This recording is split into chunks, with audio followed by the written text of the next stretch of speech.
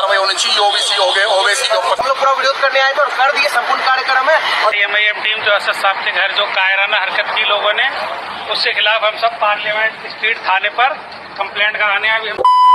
তো বন্ধুরা সবাই কেমন আছো? আশা করি সবাই ভালো আছো। ব্যারিস্টার আসাদুদ্দিন ওওয়াইসি সংসদে জয় ফিলিস্তিনের স্লোগান দেওয়াটা এতটা ভারী হয়েছে যে তার উপর বিভিন্নভাবে হামলা করা হচ্ছে। যেমন তার বাড়িতে গিয়ে ইসরায়েলের ঝান্ডা লাগানো থেকে শুরু করে বিভিন্নভাবে তার উপর হামলা করা হচ্ছে। তো চলুন আপনাদের ভিডিও দেখাতে যাচ্ছি, ভিডিওটা দেখুন এবং ভিডিওটা বেশি বেশি করে বন্ধুদের মাঝে শেয়ার করে দিবেন। मेरे घर पर ये पहली मर्तबा नहीं हुआ है, ये कम से कम 10 से 15 मरतबा इस तरह के वाकयात हो चुके हैं।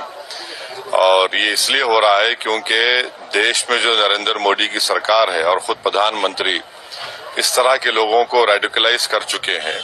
जब प्रधानमंत्री खुद कहते हैं कि घुसपैठी है मुसलमान और इनके कपड़े देखकर पहचानो, तो इन लोगों को हिम्मत मिलती है। ये एम्बोल्डन हो चुके हैं और इनको लगता है कि जब तक मोदी सरकार है हम कुछ भी कर सकते हैं। और दूसरी बात ये है कि ये लोग इजराइल का फ्लैग लेकर मेरे घर पर चिपकाते हैं, तो इससे मालूम होता है कि ये लोग ज़ायनिस्ट आइडियोलॉजी को मानने वाले हैं। যেমন কি আপনাদের ভিডিও দেখালাম, আই হোপ আপনাদের ভিডিওটা পছন্দ হয়েছে। যদি পছন্দ হয়ে থাকে তাহলে একটা লাইক করে দিবেন এবং ভিডিওটা বেশি বেশি করে হোয়াটসঅ্যাপ ইয়া ফেসবুকে শেয়ার করে দিবেন।